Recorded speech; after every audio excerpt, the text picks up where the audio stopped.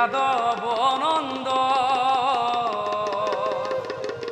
তোমাৰ শৰণে প্ৰভু লইলু হৰ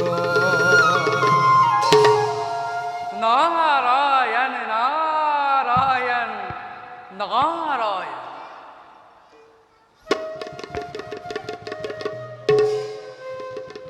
মহামুনি দুৰ্বাসা এই পথেৰে অমৰাৱতীলৈ কৰিব গমন। গতিকে তেওঁৰ বাবে মই কিছু সময়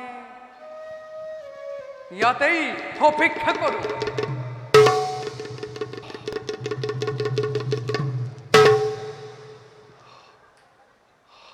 প্ৰণাম দেৱঋষি। প্ৰণাম প্ৰণাম মুনিৰাজ। অকস্মাতে এই পথে কিবা হেতু কৰে বিচৰণ? দেৱঋষি মুনিৰাজ আহিছো মই স্বৰ্গ অভিমুখে যাত্ৰা কৰিম বুলি। নারায়ণ নারায়ণ। হে প্রভু তোমার কি যে অপূর্ব লীলা, প্রভু তোমার কি যে অপূর্ব লীলা। মুনিরাজ হঠাৎ ইমান আনন্দৰ হোৱা কাৰণ কি? হ্যাঁ বুঝিব মুনিৰাজ, ভবিষ্যতে সকলো বুঝিব। পাছে ব্যক্ত কৰিবনে এই অমৰাৱতীলৈ যোৱাৰ উদ্দেশ্য?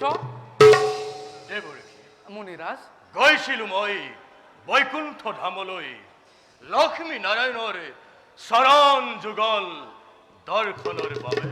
নাৰায়ণ তুষ্ট হৈ মোৰ ভক্তিত উপহাৰ স্বৰূপে লক্ষ্মী আয়ে মোক এই ৰুদ্ৰাক্ষ মালাধাৰী কৰিলে অৰ্পণ। নাৰায়ণ। কিন্তু দেৱঋষি কিন্তু কি মুনিৰাজ? মোৰ দৰে তপস্বীৰ গলত এই মূল্যৱান ৰত্নই শোভা নাপায়।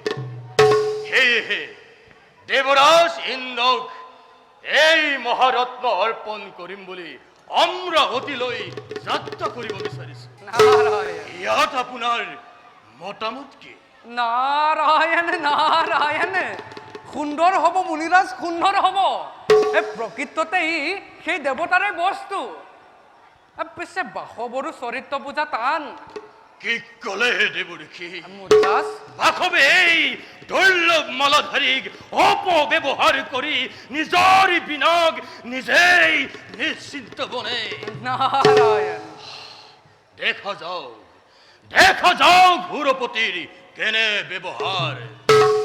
এতিয়া আজ্ঞা দিয়ক দেৱঋষি, যাত্ৰা কৰোঁ মই স্বৰ্গ অভিমুখে। যাওক মুনিবৰ। প্ৰণাম।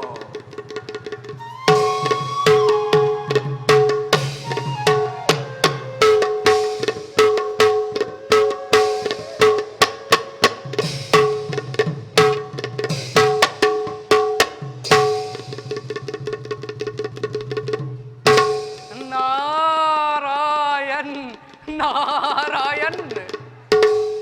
মহামুনি দুৰ্বাসাৰ দ্বাৰা বাসৱকে মালা অৰ্পণ এই মাত্ৰ আৰম্ভণিহে।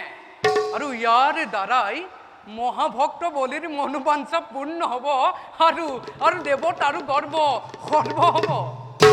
যাওঁ প্ৰভুৰ লীলা দৰ্শন কৰি সাৰ্থক কৰোঁগে নাৰদৰ জীৱন। ই হৰিত শৰণ ই নয়াসী তুজন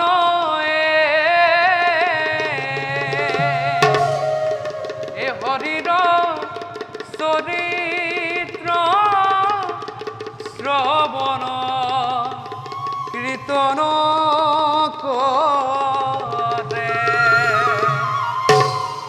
এ দুৰ্গুত অপাৰ সংসাৰ সাগৰ